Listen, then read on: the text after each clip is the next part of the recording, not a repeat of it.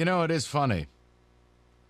I never realized how much John says the word outstanding until I actually listened this morning, and he said outstanding 3 times in like 10 seconds. And then you pair it up with the song that Roberto just had where he says outstanding like 17 times. I'm never going to listen to him the same again. Like, I'll never be able to move past that. I should have named that the name of the restaurant, Outstandings. Yeah, Outstandings, Osteria. I mean, we all have our different things. I'm quite sure if you listen to it, like I've noticed Stoney's is whatever. Oh, I thought it was stuttering and just trailing off in sentences. My bad.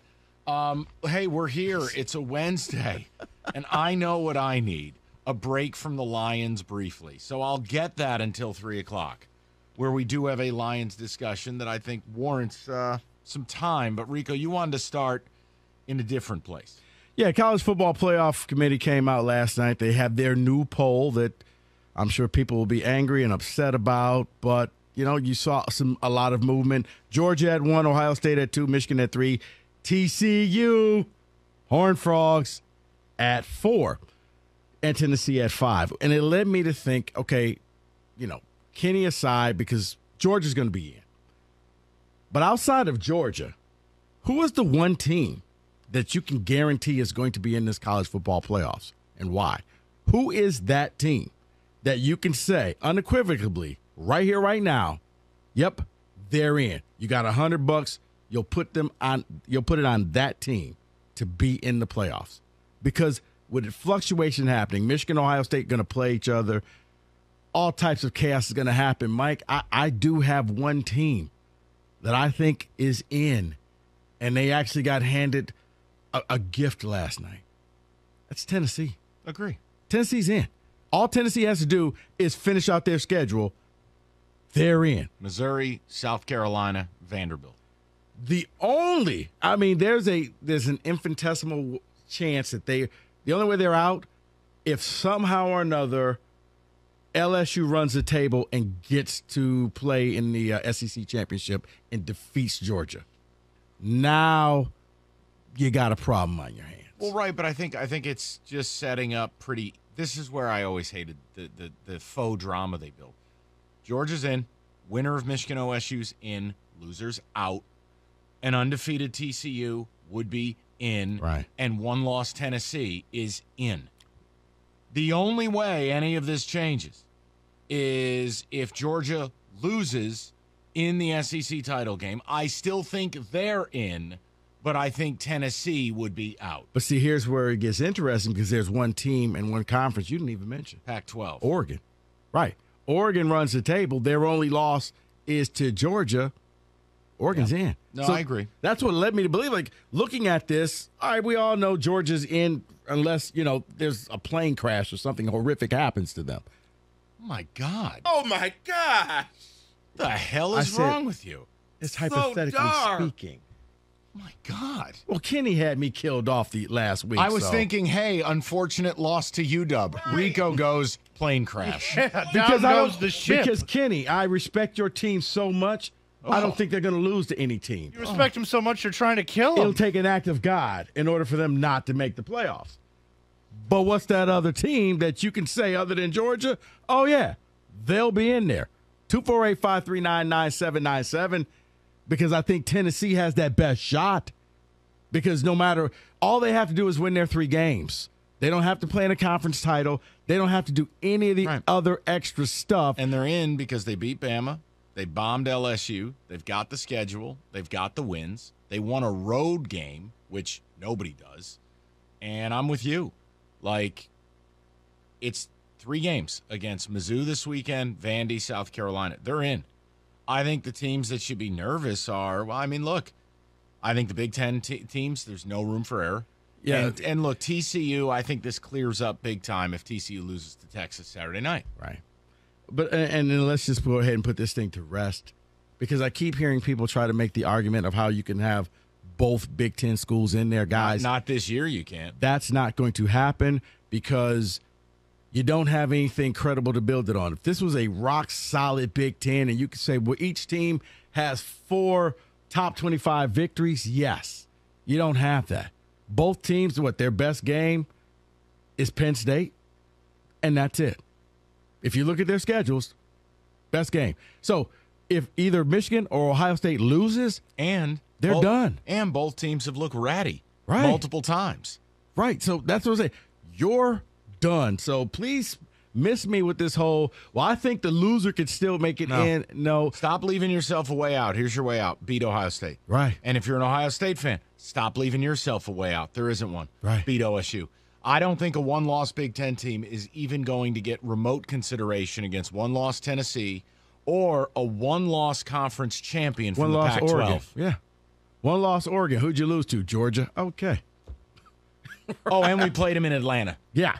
So pretty much a home game for them. No, I think the interesting one's TCU. The committee doesn't want them there. The networks don't want them there. They had to put them there. But they have to put them there. Now, look, they go to Texas Saturday night, and they're 7-point underdogs.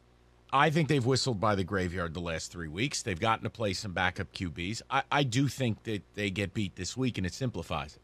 The best playoff is going to be Georgia, Tennessee, winner of the Big Ten, and a one-loss Pac-12 team. That's the best quality top four. TCU's a fun story. I root for them. I like them. But they're not one of the four best teams in America. Well, I'm just, you know what? I may or may not have been looking at hoodies this morning, TCU hoodies I can guide you to one that I think has you written all over it. with the horned frog symbol. No. I was looking for that one. I can find that for you. Is that what you want? I was looking at a couple of them. I'm like, I do like this one. Well, what about the Hypno Frog? Don't worry. Nah, I'm good without the Hypno. Okay. I know I won't be buying. You know what? Maybe I'll get you a Matthew McConaughey sweatshirt if Texas wins. Or you mean the new owner of the Commanders? Do you see he's attaching himself to that bid? Bezos, McConaughey, Jay-Z. Yeah, why not? Why not? Star power. David, team not named Georgia, you're absolutely convinced is in. Got to be Tennessee, right? It's Tennessee in my mind. I think the winner of Ohio State, Michigan, is guaranteed to be in. See, that's too easy to say the winner. No, you got to pick one. Michigan. Michigan's in. Michigan's in. They're guaranteed to make the college football playoff. See, yes. Look at that. Look at. Oh, wow. I guess I am a real Michigan fan all of a sudden. Wow. Why is Michigan in? Michigan's in because they're going to beat Ohio State. They're going to win the Big Ten championship on December 3rd, and they're going to be in, undefeated. You have no reservations about your game against OSU versus Tennessee. That wasn't the question. Sure it is. The question is about reservations about the game. But it's the tenets of the question.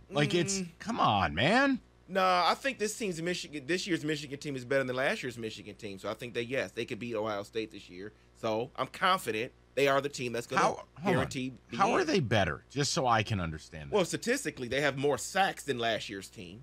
So that right there, with 2 first-round selections on that team, that defense seems to be better than last year. And I'd argue you've played a far worse schedule. Congratulations. You And beat then high schoolers to get sacks. I mean, David, your problem is there's really not a lot to go on when One throw a flag, but I can't. You can't, because here's the problem. I want to say, okay, I agree with you. I want to tell you that JJ's added this new dimension. He hasn't. Wow, he scrambles once a game. Congratulations. I want to say that the running game is better. It's not.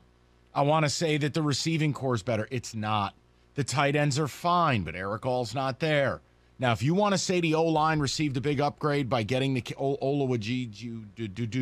transfer, or whatever yes. from Virginia. Yep. Right. Cool. Defensively, I do think their secondary's better. Guys like, and linebacking core, guys like Junior Colson, guys like Turner. I get it. But, David, overall, how are we saying this team's better when they never handle their business in the first half? They never just show up, business trip, body bag. I can't do it. Then we get to the point where it's like, yeah, we beat who? Does anyone dare want to call this show and tell me that Ohio State or Michigan should build a statue for beating Penn State? No. Who else have you even played? This is the worst Big Ten in 20 years. But all I have to do is beat Ohio State, and I think we can. And it's at their place. When's the last time you went there and got it done? And I'm not going to answer that question. You have to. Because he doesn't want to. But the whole point is I'm accepting of whatever answer you offer based on how you back it up. Right.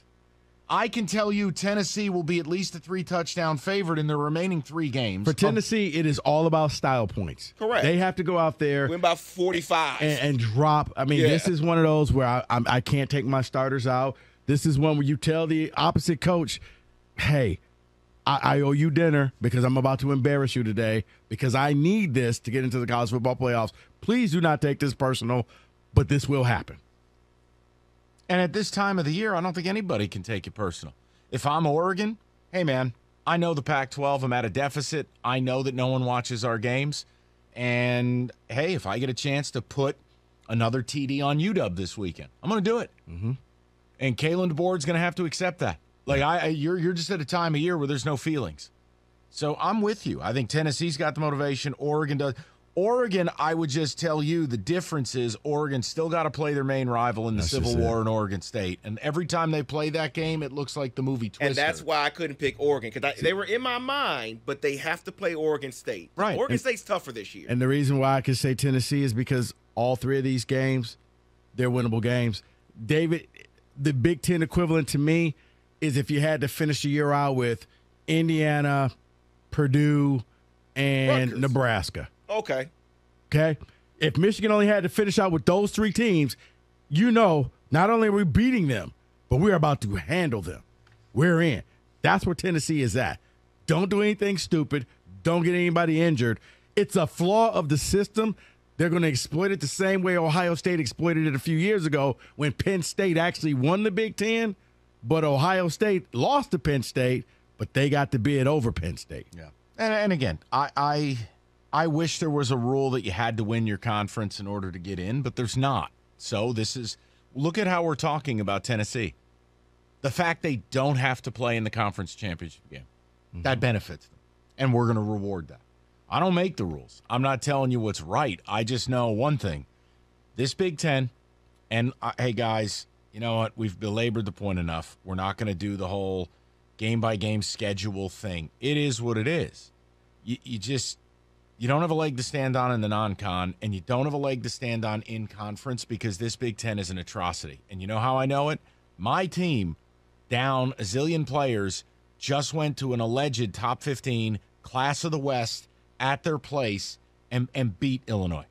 Like, you know what my takeaway would be from all of this? We do have a divisional problem in the Big Ten.